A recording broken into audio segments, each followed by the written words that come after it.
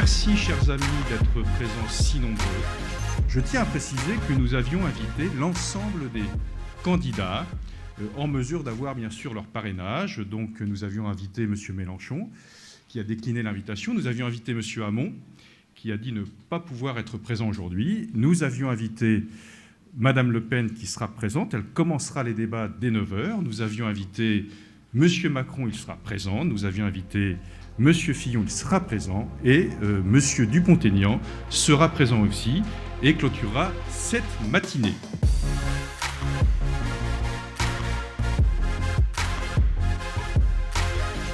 En économie, il y a une chose quand même qui est assez stable, il y a des choses, il y a une sorte de science exacte en économie. Donc, quelle va être la valeur du nouveau franc si on sort de la zone euro ?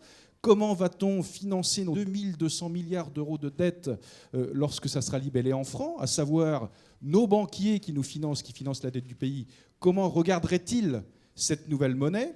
Est-ce que finalement, cette sortie de l'euro, c'est pas un appel à la misère terrible pour l'ensemble des tissus économiques? C'est une vraie question. Je suis en désaccord, moi, avec le constat qui est le vôtre. Et le FMI est en désaccord aussi avec le constat qui est le vôtre. Et l'OFCE est aussi en désaccord avec le constat qui est le vôtre. Qu'est-ce qu'ils disent tous ? Ils disent que structurellement, le franc, si nous revenions tous à une monnaie nationale, le franc se déprécierait de 11%, et que le mark s'apprécierait de 14%. Il est là le problème fondamental. C'est comme ça.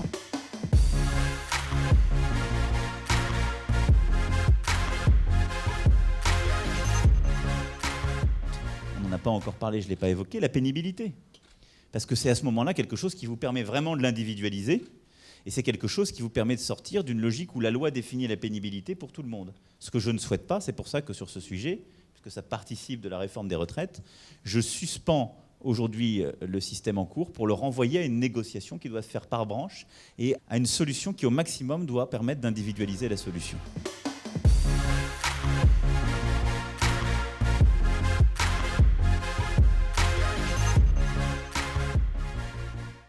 Tout cela passe, parce qu'il faut être précis, par une transformation du CICE qui est un crédit d'impôt complexe en une baisse de charges patronales pour un montant équivalent, durable, lisible, portant sur l'ensemble des salaires.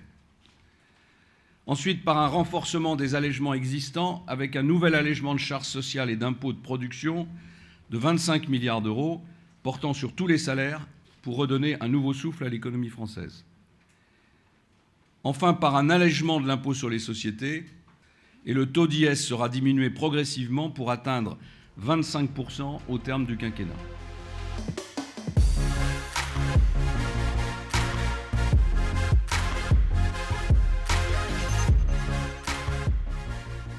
Très bien, je vous remercie d'accueillir une PME politique.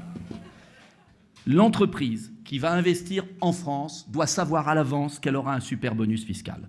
Tout l'enjeu, c'est de différencier les comportements. Vous choisissez d'équiper, d'investir dans notre pays, vous savez que vous aurez un bonus fiscal supplémentaire.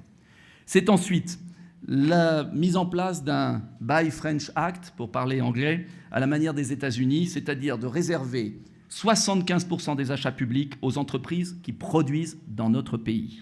C'est enfin de tenter de réserver 50% des débouchés aux PME dans la commande publique. En tout cas, je ne sais pas si vous avez comme moi partagé ce sentiment que, enfin, dans cette campagne présidentielle, nous avons abordé des sujets de fond. Ça fait du bien. Merci.